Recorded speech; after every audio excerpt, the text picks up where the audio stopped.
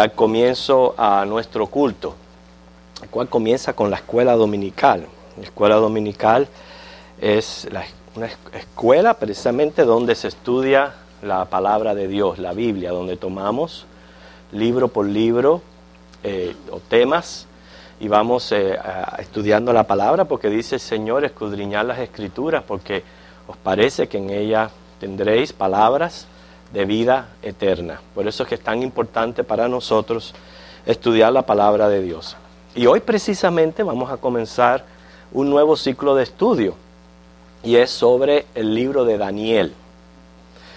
Y el libro de Daniel tiene muchas cosas interesantes, es profético, hay revelaciones del Apocalipsis, o sea, van a haber muchos temas de interés dentro del libro que nos van a llevar a todos estos estudios. Pero antes de comenzar a ver los versículos y los capítulos, hoy lo que vamos a hacer es dar mucha información acerca de Daniel, acerca del libro, o sea, datos que son muy importantes para que después usted pueda entender el contenido que hay en el libro. Sin esta introducción, si vamos directamente al versículo 1 y no nos localizamos lo que es en, como podríamos decir, tiempo y espacio, no vamos a poder saber por qué estaban pasando las cosas que estaban pasando y todos estos asuntos. Así que vamos al Señor en oración y pedir en esta hora que Él bendiga no solo esta clase, sino el comienzo del ciclo de este libro. Entonces, haga interés en venir todos los domingos para que no se pierda una clase. O sea, pueda estudiar la Biblia, como en unas ocasiones nosotros enseñamos aquí, la importancia de estudiar la Biblia sistemáticamente, porque es lo que nos va a llevar al conocimiento. Qué bueno que cuando termine el ciclo usted pueda decir: estuve desde el principio hasta el final, no me perdí una clase, y puedo decir que estudié ya el libro de Daniel. ¿Ok? Vamos a orar entonces. Nos reunimos y congregamos en tu nombre, Dios. Tú eres espíritu, eres invisible, pero tú estás aquí porque es tu promesa de estar con tu pueblo. A ti hemos venido a honrar y glorificar. Y Señor, ahora queremos presentar delante de ti este esfuerzo nuestro de estudiar el libro de Daniel, un libro que pertenece al canon de las Escrituras, un libro que tú inspiraste y tienes en él propósito para nuestras almas. Ayúdanos a aprovechar lo máximo de este estudio, que sea de gran bendición para nuestro crecimiento espiritual y el conocimiento tuyo. Que tú bendigas tanto esta clase como todo el ciclo de estudio, y que tu bendición sea con cada clase que se está teniendo, Señor, en esta mañana aquí en tu casa. Y bendigas este culto. Lo pedimos en el nombre de Jesucristo. Amén. Entonces primeramente vamos a hablar de Daniel. Como les dije, vamos a dar muchos datos, por lo tanto vamos a estar leyendo datos, quizás apuntando algunas citas, no leyéndolas todas, pero nada más para que usted pueda acumular toda esta información. El nombre Daniel significa Dios es mi juez. Eso es lo que significa Daniel. Y Daniel, según el versículo 3 del capítulo 1 de su libro, era de la tribu de Judá. Cuando decimos de la tribu de Judá, ¿de qué descendencia era Daniel? Ok, ¿y qué más? O sea, yéndonos un poquito más allá, era la descendencia de David, de los reyes. Ok, así que ya sabemos ya que Daniel era de descendencia de la tribu de los reyes.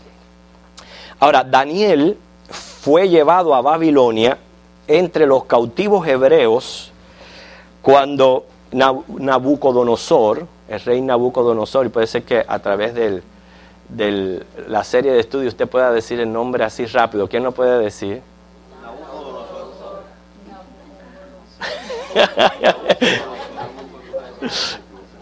Nabucodonosor. Ok, cuando Nabucodonosor llevó la primera deportación de judíos a Babilonia fue que Daniel fue entre ellos. ¿Okay? Eso ocurrió en el 4º año de Joacim, en el 605 a.C.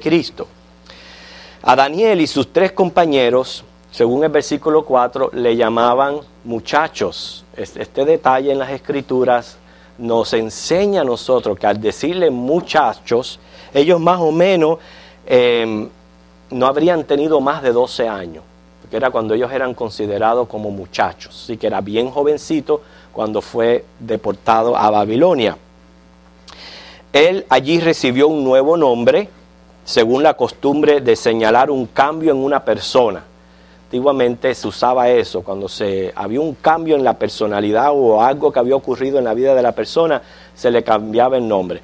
No solamente esto lo vemos en una cultura caldea o babilónica, como lo que estamos estudiando. Nosotros sabemos también que en el pueblo de Israel hubieron muchos cambios de nombre para representar algo bien significativo. ¿Okay? Por ejemplo, Israel, ¿cuál era el nombre de Israel? Jacob. O sea que vemos ahí un ejemplo de un cambio de nombre. A Daniel le pusieron Belsasar. Y Belsasar quiere decir príncipe favorecido por Bel. Eso es lo que significa el nombre Belsasar, príncipe favorecido por Bel. Así que de llamarse Dios es mi juez, se vino a llamar príncipe favorecido por Bel. Daniel desde muy joven, ahí estamos viendo, por eso yo le dije el detalle ese de muchachos, impresiona en el sentido que una de las primeras cosas que él hizo y vamos a estudiar fue cuando él se abstuvo de alimento y después vamos a ver los por qué. Pero lo que está mostrando es una sabiduría y una piedad desde muy temprana edad en la vida de este muchacho. ¿Okay? Ya que como así nosotros oramos por los alimentos cada vez que vamos a comer, ¿okay? A veces a mí se me olvida y oro después de la primera cucharada, pero por lo menos oro. ¿Okay? Sí.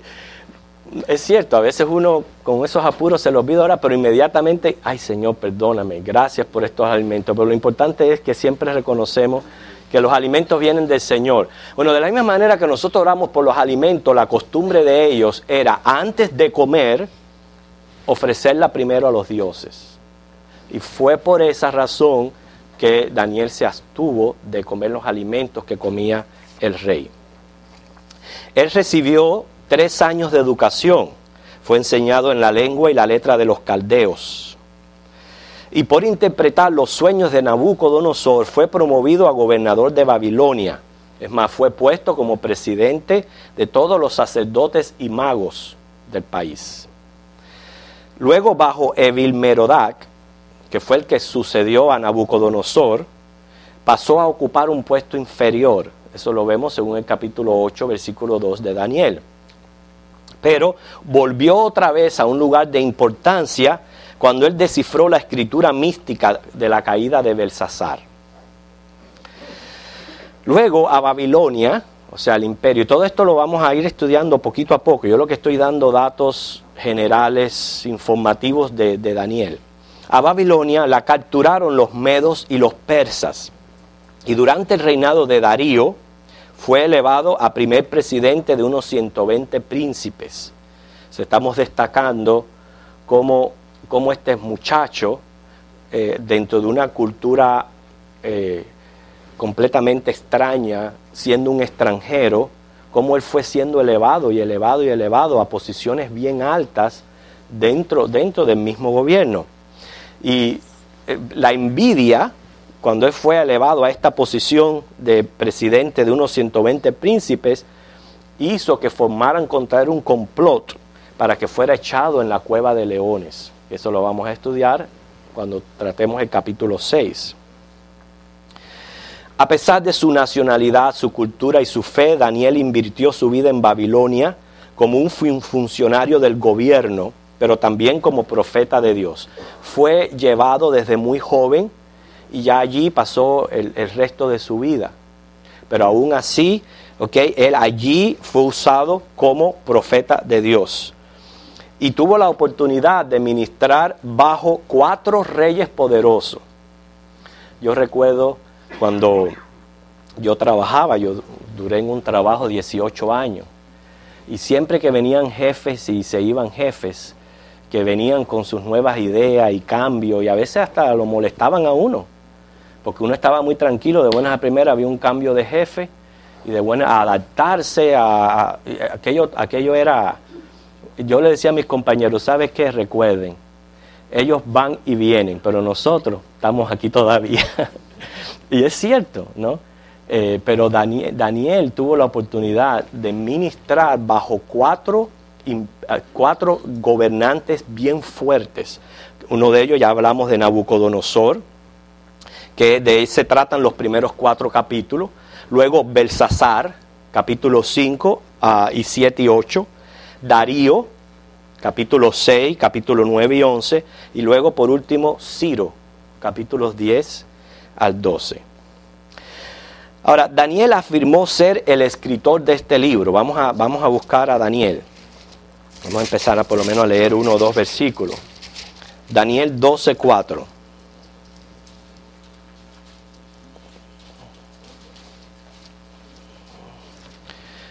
O sea, hay libros en la Biblia de que, como por ejemplo, el libro de Hebreos, que no dice claramente su autor, pero él aquí afirma ser el escritor de Daniel. Después vamos para allá. O sea, Daniel dice, Daniel, léamelo, Oida, el versículo 4 del capítulo 12. No, sí.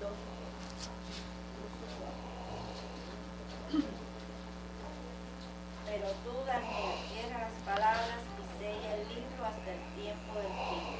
Muchos correrán de aquí para allá y la ciencia se aumentará. Okay.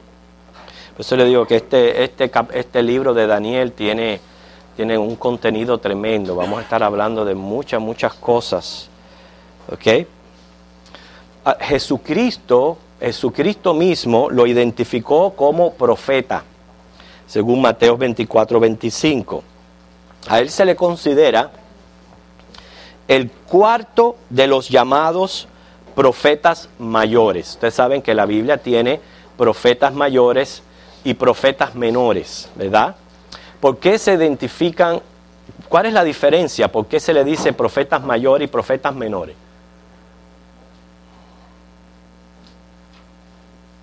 Por la cantidad de profecía. Okay. Cada uno de estos profetas que menciona la Biblia profetizaron en su tiempo, tuvieron un ministerio profético para con el pueblo de Israel y otras naciones inclusive. Pero se le llama profetas mayores por el contenido que nosotros tenemos de sus profecías. Es muy diferente. Porque si decimos por la cantidad de profecías, ahí puede indicar que quizás tuvieron más tiempos que otros. Pero no, ellos estuvieron profetizando un periodo, un tiempo. Pero según el contenido que tenemos en la Biblia de las profecías de estos hombres, se les agrupa como mayores o menores. ¿Okay? Y Daniel está agrupado como el cuarto de los profetas mayores. En el año, cuando Daniel tenía 84 años de edad, fíjense para que ustedes vean, 84 años de edad, fue que él tuvo las visiones cuando Ciro estaba bajo el gobierno, los capítulos del 10 al 12. Se dice que fue ministrado por Gabriel y Miguel, dos arcángeles conocidos. O sea, al yo estar mencionando todos estos datos, inmediatamente pongan en su mente todos los temas que vamos a estar tratando a través del estudio. Se ha acabado de decir que 2 arcángeles ministraron la vida de Daniel. ¿Sabía usted que Daniel fue contemporáneo de Ezequiel? Inclusive el profeta Ezequiel, que se encontraba también en la deportación, habló de él en Ezequiel 14:14 y Ezequiel 28:3. Ahora dice la tradición que Daniel murió y fue sepultado en Susán. Quizás por su avanzada edad no se encontraba entre los judíos que regresaron a Palestina. Por eso yo les dije, él fue llevado desde los 12 años. Ezequiel 14:14. Quizás alguna hermana se quiere sentar al lado de ella y ayudarle, quizás escribir las citas o algo. ¿Esta hermana? Ok, entonces, desde los 12 años fue deportado allá a Babilonia. Ya vemos que con 84 él estaba diciendo, mencionando las visiones que él tuvo. Quiere decir que él no estaba entre los que tuvieron la oportunidad de regresar del cautiverio. Pero hermanos, Daniel se destaca por conservar su honra en circunstancias difíciles. Eso es una de las cosas que queremos aprender de la vida de este joven. Cómo él conservó su honra. Fue, aún siendo un muchacho de convicción. Es una de las cosas que más me impresiona a mí de la vida de Daniel. Y eso que muestra de que sus padres les dieron una buena enseñanza y una buena crianza. Por eso que nosotros tenemos como padres que instruir a nuestros hijos en la palabra de Dios y darle fundamentos firmes y que ya ellos vayan creando convicciones. Nunca sabemos cuándo van a ser arrancados de nuestras manos. Ojalá que nunca. Pero Daniel, a los 12 años de edad, fue arrancado del seno de su familia y llevado completamente a un país extraño. No sé si usted se puede imaginar a esa edad.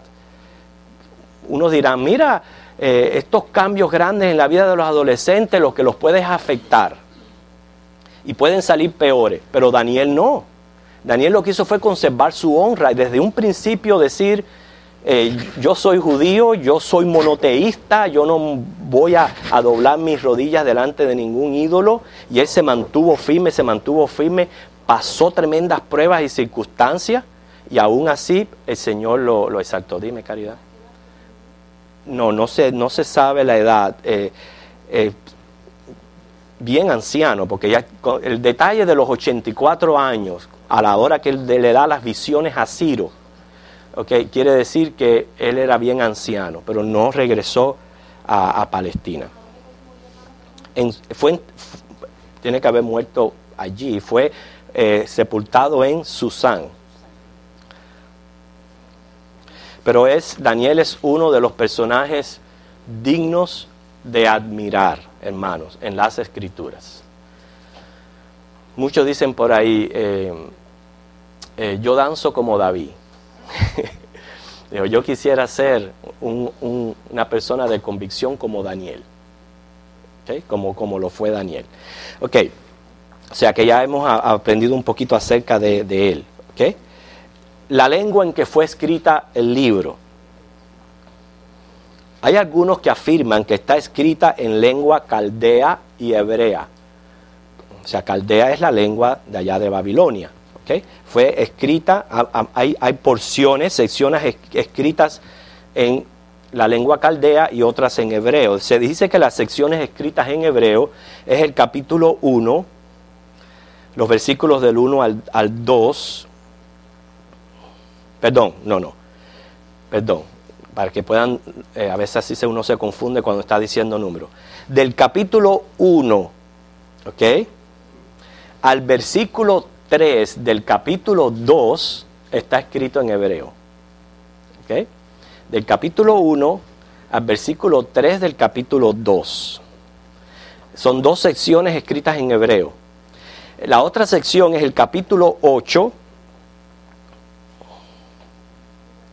al versículo 13 del capítulo 12. Del capítulo 8 al versículo 13 del capítulo 12.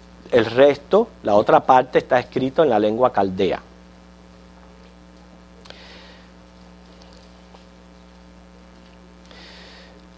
Dicen que aparecen algunas palabras griegas en el libro, pero son mayormente nombres de instrumentos musicales las que aparecen en griego.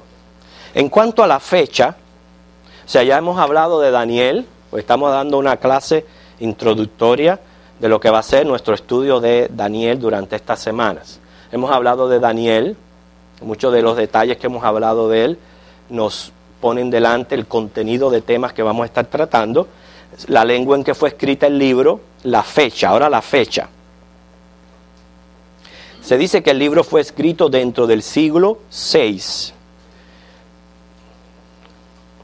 Y aquí tenemos, hermano, el detalle, que no lo tenía anteriormente, que Daniel vivió del 605 al 536 antes de Cristo. Si alguien puede hacer matemática, tenemos la edad que murió Daniel.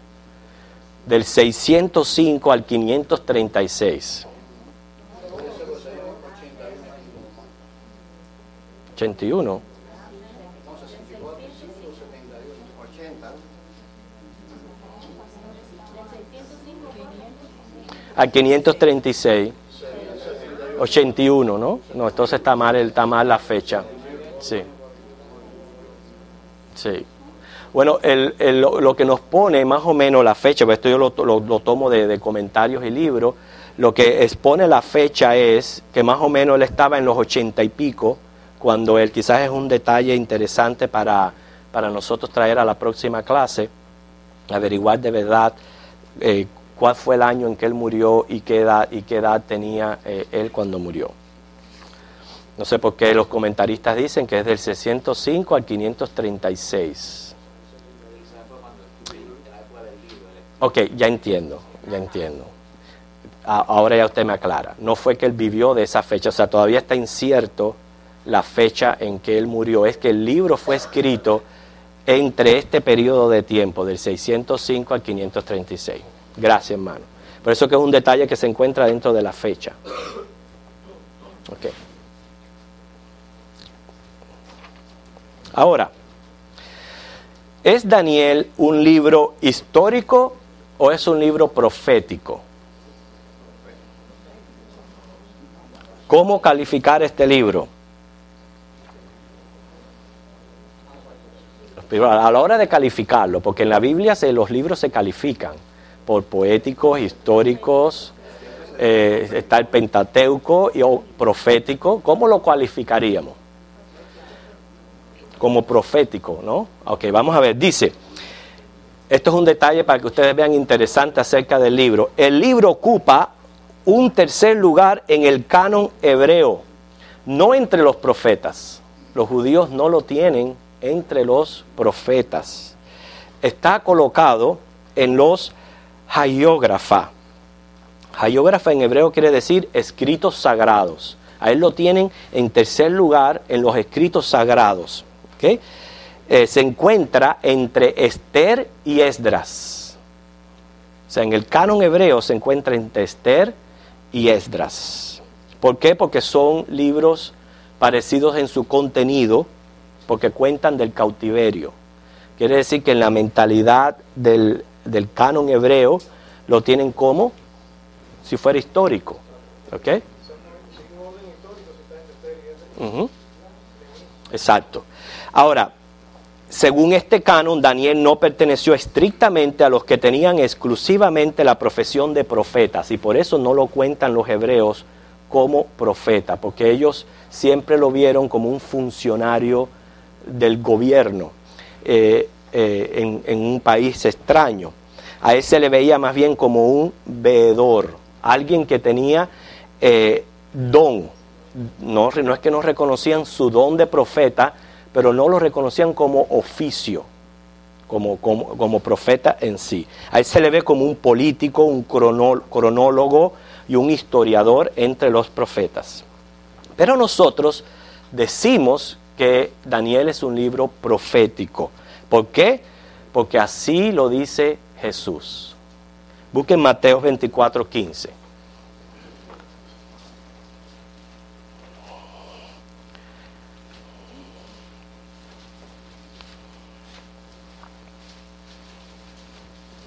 Mateo 24:15.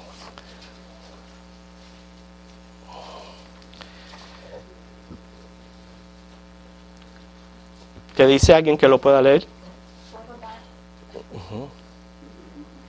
tanto, cuando veáis en el lugar santo la abominación desoladora de que habló el profeta Daniel, el que lee entienda. Que el mismo Jesús lo consideró a él como un profeta. Dijo, el profeta Daniel. Pero no solamente, o sea, nos bastaría con que Jesús dijo que él era un profeta, pero también es atestiguado en el Nuevo Testamento. Y ahora sí voy a mencionar datos. Por ejemplo, Pablo confirma la parte profética de este libro en 2 de Tesalonicenses 2, 3 y 4. A Daniel se le menciona también en Hebreos 11, del 33 al 34. Ustedes saben cómo el Nuevo Testamento usa muchas profecías del Antiguo Testamento, ¿verdad? Para mencionar sus cumplimientos o seguir hablando de una manera profética, ¿ok? Jesús en Mateo 21, 44 menciona la piedra que hirió la imagen, algo que nos relata Daniel capítulo 2, que vamos a estar viendo eso, ¿ok? Pero es mencionado en Mateo 21, 44.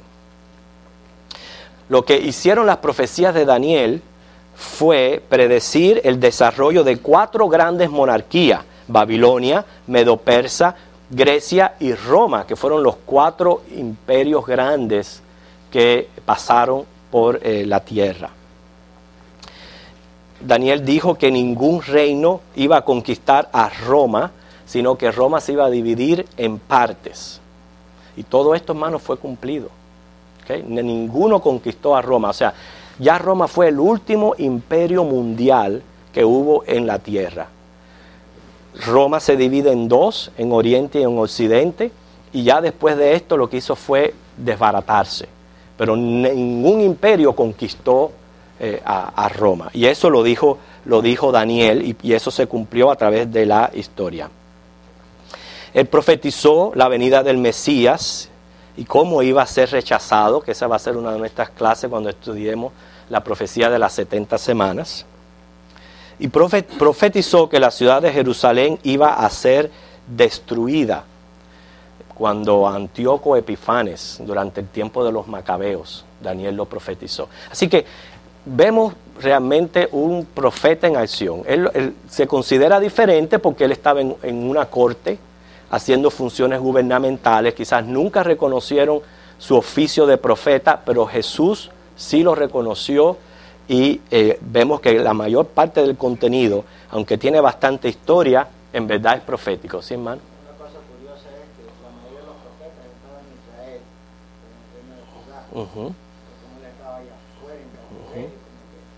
Sí, pero más bien yo pienso que fue porque él, como él se enredó en las cortes y en las funciones gubernamentales, porque allí también estaba Ezequiel, y Ezequiel sí fue siempre considerado como un profeta, pero debido a que él estaba envuelto en tanta política, el judío no lo reconoció su don, pero no su oficio.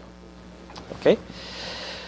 Ahora, vamos a ver el contenido del libro. Por eso yo les dije al principio de la clase, esta es una clase más bien informativa, donde vamos a estar dando muchos datos, pero son datos que nos van a presentar una base para que nosotros después, cuando entremos versículo por versículo en cada capítulo, podamos entender, ¿verdad?, de qué se está tratando y por qué. El contenido del libro se puede dividir en 2 grandes partes. Tiene 3 secciones y 10 temas predominantes. 2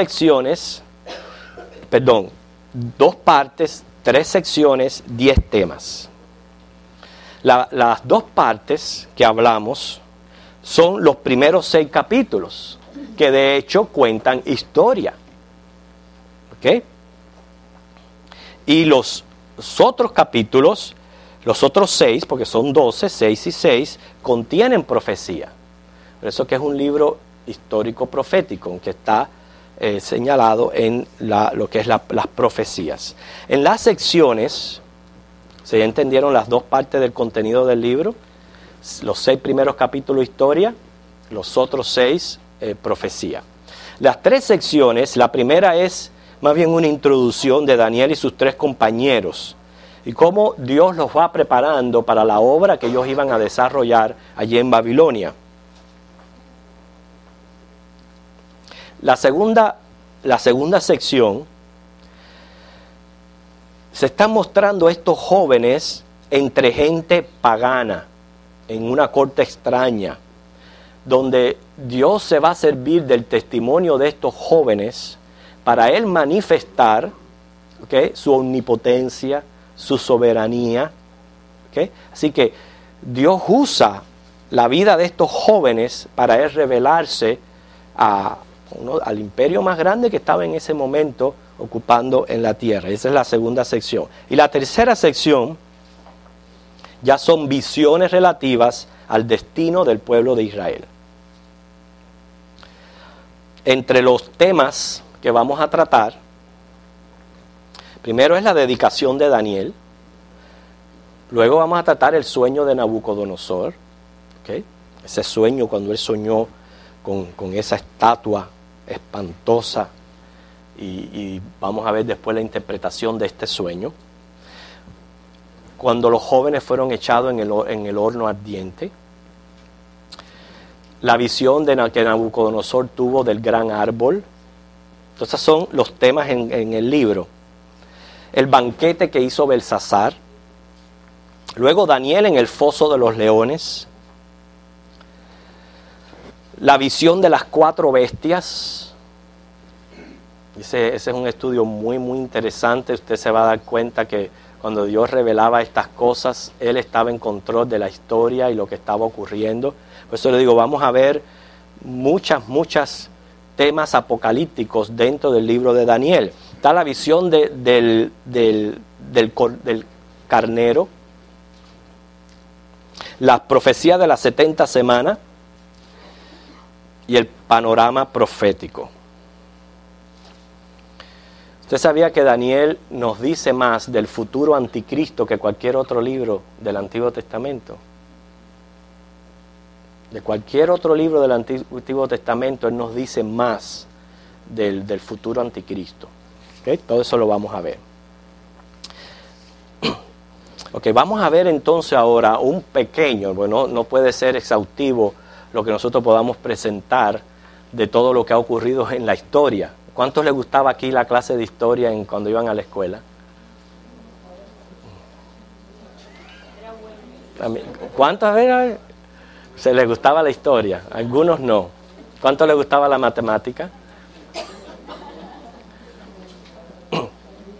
A mí la historia verdaderamente me aborrecía. Y más cuando te daban un libro y te decían, lee. Y había que sacar del libro los temas y las preguntas. Hay mucha gente que no le gusta la historia, pero la historia es importante. La historia es importante porque la historia nos va a presentar bases, más para el estudio de la Biblia. O sea, una de las cosas que nosotros tenemos que tener pendiente a la hora de interpretar las Escrituras es su historia. ¿Okay? Es básica, es muy importante. Entonces yo no pienso decirles a ustedes todo un sinnúmero de detalles de cómo fue el cautiverio babilónico, pero por lo menos las cosas más resaltantes para que ustedes entiendan cómo y por qué Daniel llegó allí a las cortes de Babilonia. ¿Okay?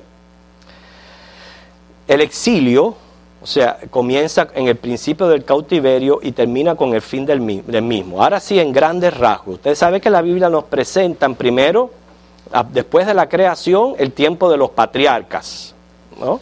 De los patriarcas viene la época de los jueces, cuando Israel fue gobernado por jueces. Luego, cuando el pueblo quiso ser como el resto de las naciones y empezó a querer tener rey. Porque en la época de los jueces era prácticamente el gobierno de Dios directo sobre Israel, lo único que a través de jueces que se necesitaban para deliberar y todos esos asuntos, pero se reconocía que el reinado venía directamente de Dios. Pero como el pueblo de Israel quiso ser como el resto de las naciones y querer tener un monarca, un rey, a pesar de que precisamente ellos tenían sus jueces, lo pidieron y Dios se los dio. Comenzó el periodo del Reino Unido, ¿okay? Que fue 3 reyes, Saúl, Daniel y Salomón. ¿Okay? Luego del Reino Unido, Saúl, David y Salomón. Luego vino el reino dividido, donde se dividió el país prácticamente en el norte y el sur, y por eso es que vamos a encontrar en las Escrituras muchos nombres de reyes, reyes que pertenecían al reino del norte, otros al reino de Judá, y algunos buenos, algunos malos. Y entonces, estando Israel en medio de esa situación, ¿okay?, dividido y teniendo estos reyes, fue que ocurre la deportación, el exilio, lo cual Dios les había amonestado, les había advertido con tiempo, especialmente que se arrepintieran de la idolatría, porque Dios no tiene nada que ver con idolatría, ¿okay?, y más su pueblo. Entonces, por la idolatría, por la desconfianza de ellos, porque algunos de ellos, de estos reyes, comenzaron a aliarse con ya imperios como Egipto y todo eso, a pedirles ayuda, dejaron de depender de Dios y quisieron empezar a hacer las cosas por sus propias fuerzas. Entonces, es como que el Señor dice, ok, tú lo quieres así, estrállate, pero va a venir juicio sobre ti. Y el cautiverio, y el cautiverio a Babilonia fue parte de los juicios de Dios. ¿Okay? Entonces, ya de haber tenido este trasfondo, sabemos que el cautiverio comienza con el capítulo 1 de Daniel, termina con el capítulo 9 del mismo libro. Nabucodonosor hizo 3 viajes a Judea con el motivo de traer deportados. El primero bajo el rey Joacim, que fue en el año 606 a.C., que ahí él sujetó la teocracia al poder mundial de Babilonia. En esta primera deportación fue que Daniel fue llevado allá a Babilonia. La segunda deportación, que fue en el 598 a.C., que fue cuando Joaquín y Ezequiel fueron llevados. Por eso decimos, Ezequiel fue llevado también jovencito allá a Babilonia, pero fue en la segunda deportación. Daniel fue en la primera. La tercera, que fue en el 588 a.C., fue cuando Nabucodonosor destruyó a Jerusalén y se llevó a el rey Sedequías. ¿Okay? Quiere decir que mientras que el pueblo de Israel estaba dependiendo en Dios, no solamente disfrutaban prácticamente de su autocracia, inclusive hasta era señora de naciones vecinas. Pero una vez que el pueblo de Dios dejó de descansar en él y comenzó a buscar alianza con poderes mundiales, esos mismos poderes mundiales fueron los instrumentos de su propio castigo. ¿Okay? Efraín, ya cuando mencionamos Efraín, mencionamos las tribus en que fueron divididas estos reinos. Cayó bajo Asiria en el 722, o sea, mucho antes que Judá. Y Judá cayó cuando el reinado de Acaz buscó ayuda de Asiria en el 740. Eso lo narra Isaías 7. Y el caso es que desde entonces Israel ha venido a depender de monarquías mundiales. Pero escuchen esto lo que les voy a decir acerca de Israel.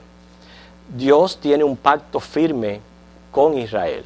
Y Él lo dice en Romanos 11:29. ¿Okay?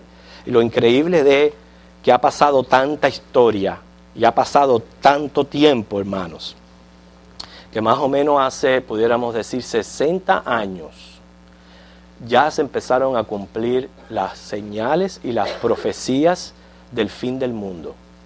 ¿Okay? Que remóntense, fíjense los años que yo les estoy hablando. ¿Okay? La última deportación fue en el 588 a.C. ¿Okay? Yo sé que ellos regresaron, ellos reconstruyeron, pero ya ellos nunca volvieron a estar libres como nación. Israel se vino a ser independiente en el 14 de mayo del 1948.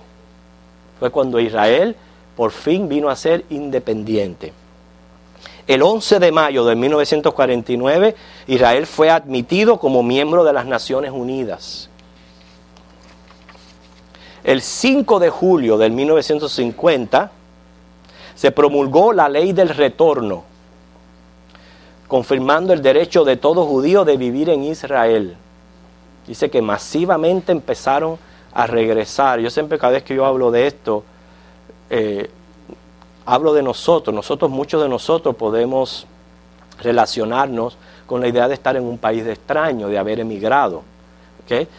Precisamente por todos los problemas que tuvo Israel. Israel tuvo necesidad de esparcirse. Eso comenzó desde el primer siglo.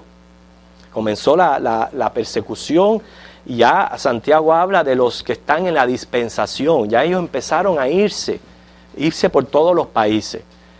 De más está decirle, ustedes conocen historia, lo que ha pasado el pueblo de Israel, con lo que pasaron bajo los nazis, bajo los alemanes y todos esos asuntos. Ahora, muchos de nosotros hemos emigrado. Yo me atrevo a decir que posiblemente el 90% de los emigrantes no están haciendo planes de regresar a sus países. Vamos a hacer una encuesta aquí. Me atreví a decir un 90%. ¿Cuántos de los que estamos aquí, que hemos emigrado, pensamos regresar a nuestros países? 1, 2, 3, 4, 5, 6, 7, 8, 9, 10.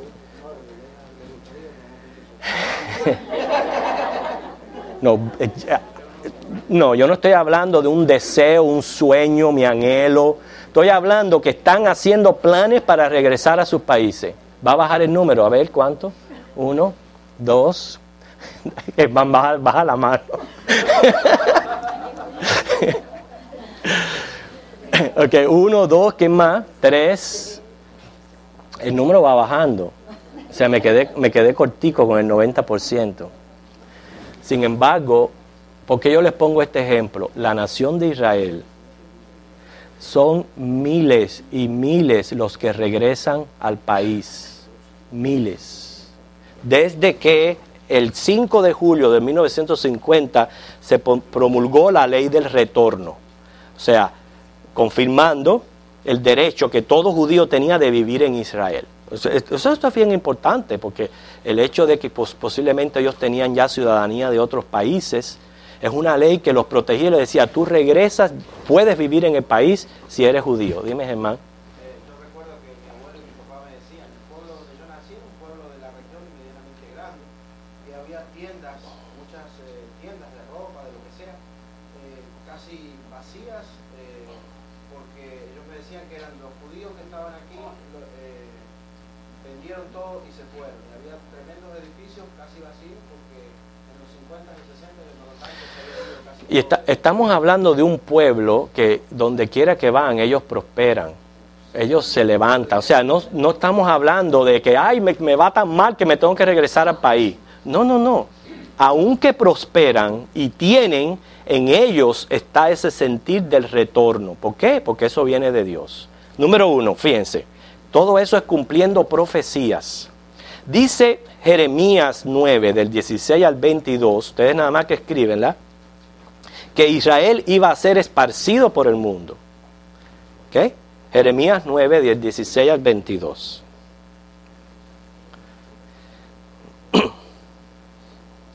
Ezequiel 36, 24 habla de Israel retornando al país. Ezequiel 36, 24. Zacarías 2:2. Zacarías 12:6. Isaías 52:1.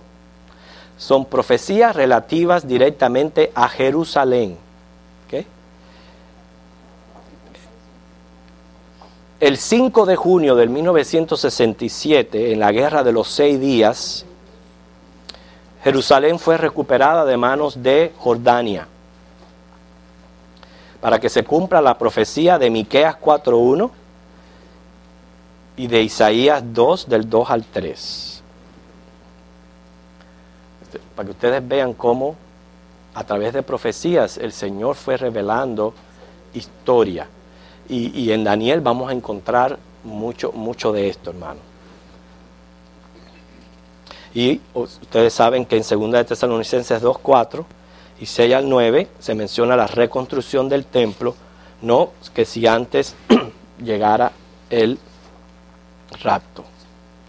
Entonces, hemos mencionado acerca de la persona de Daniel, el lenguaje del libro, la fecha del libro, el contenido del libro, lo hemos calificado.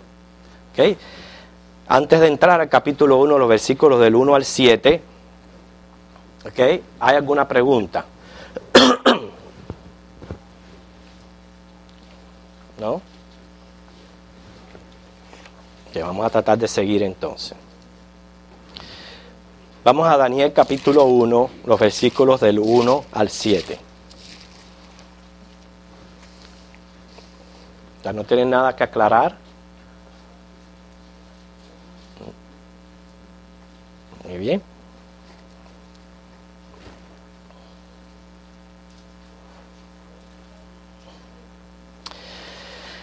Fíjense el versículo 1 que dice: en el año tercero del reinado de Joacín, rey de Judá, vino Nabucodonosor, rey de Babilonia, a Jerusalén y la sitió. Ahora yo les voy a mostrar la importancia de haberles dado todos estos datos anteriormente.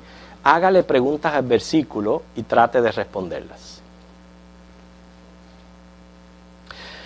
¿Cuál es el año que aquí se está mencionando? El tercero del reinado de Joacín. ¿A qué año nos referimos? Te escribieron nota. A ver. ¿Al? 606 antes de Cristo.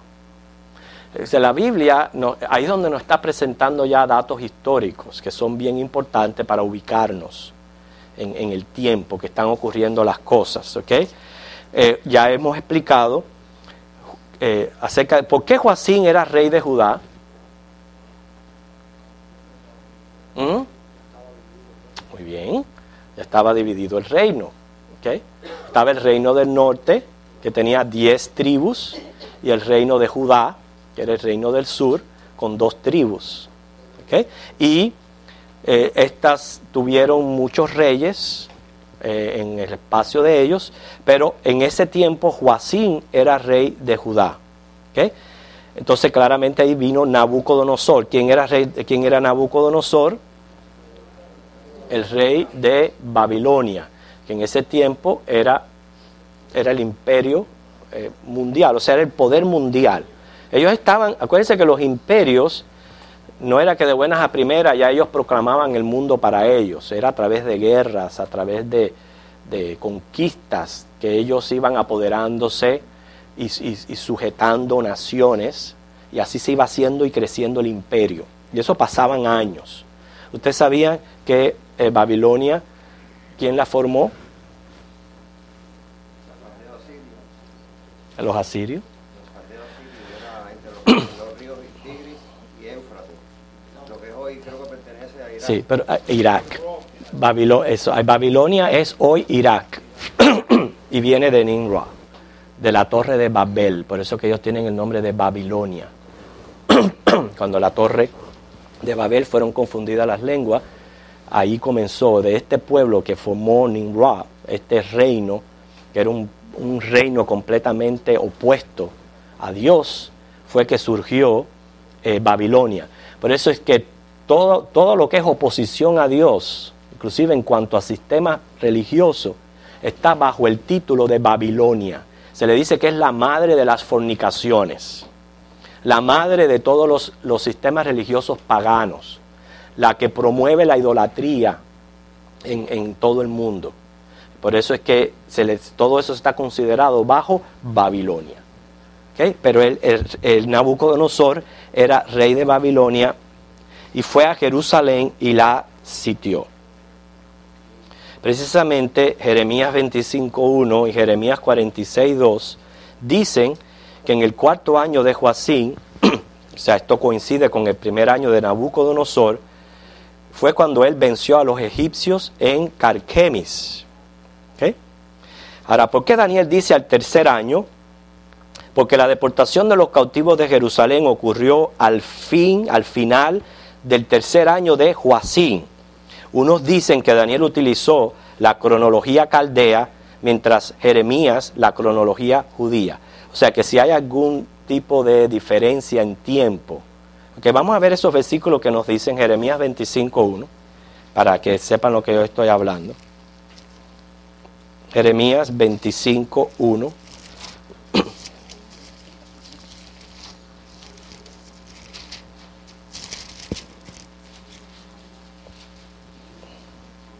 ¿Ves la diferencia? Cuarto año y Daniel dice tercer año.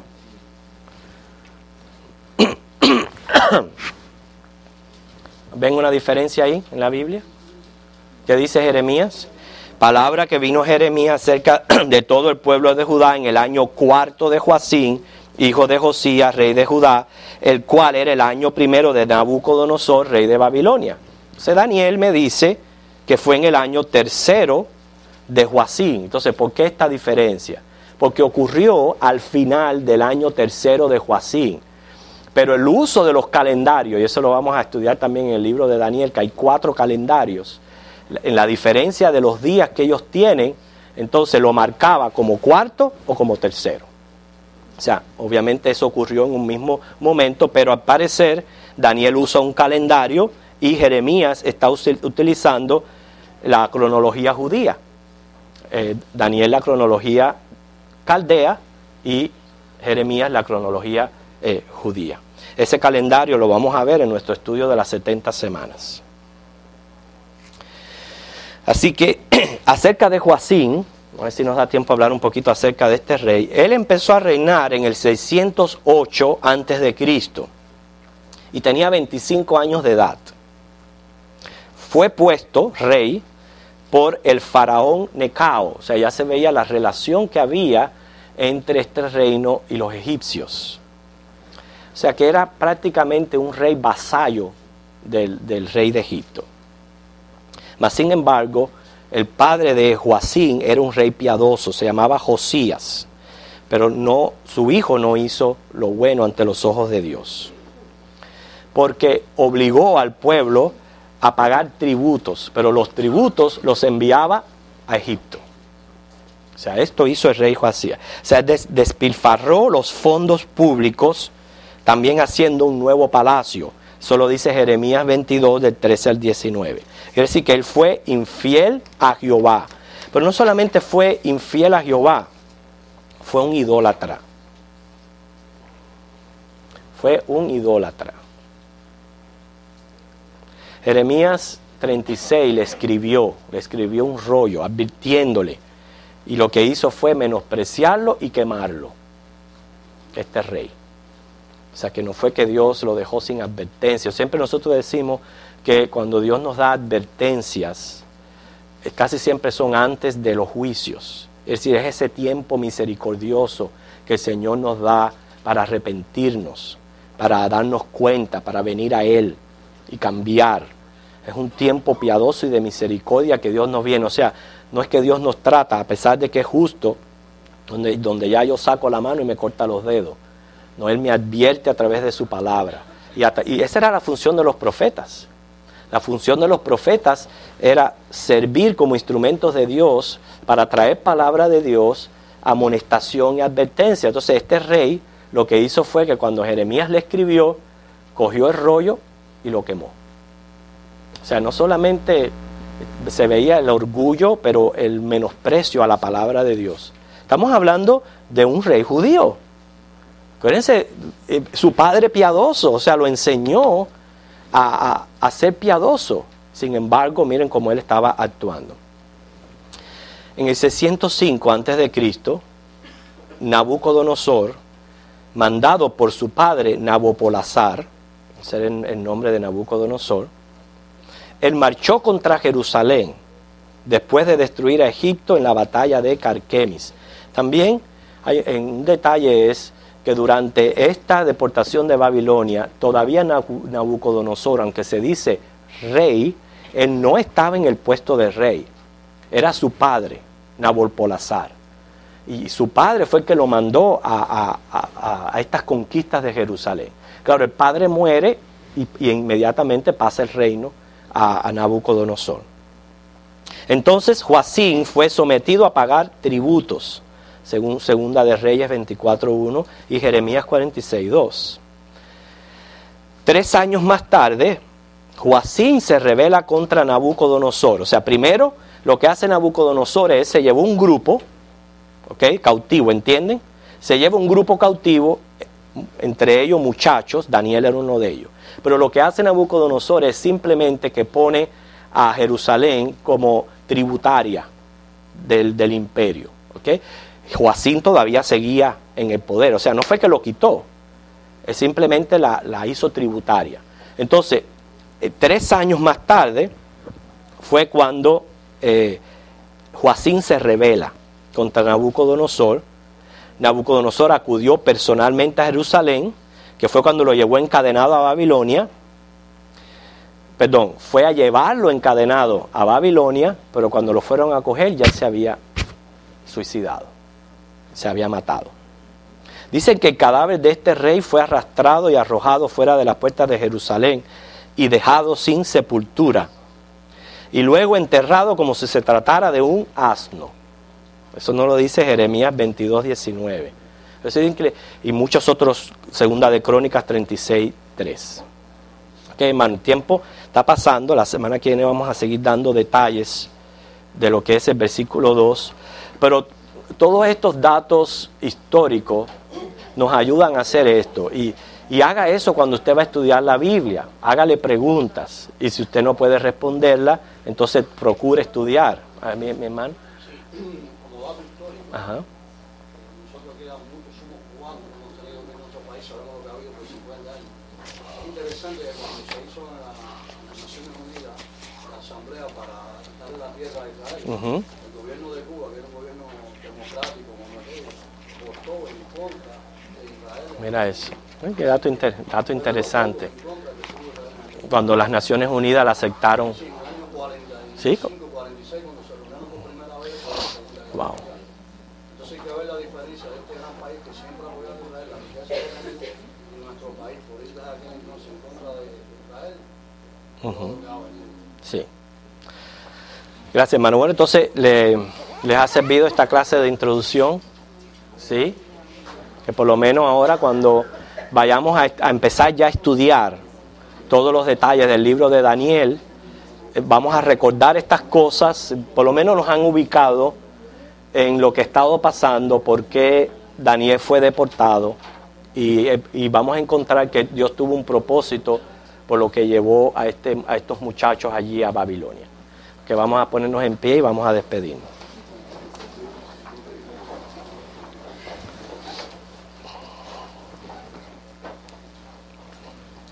Pero aún sigo con la incógnita. Si alguien se quiere tomar la tarea de ver en qué año murió Daniel, todavía me sigo con la espinita. Sería bueno a los que les gusta estudiar, si me ayudan a investigar ese dato. ¿Okay?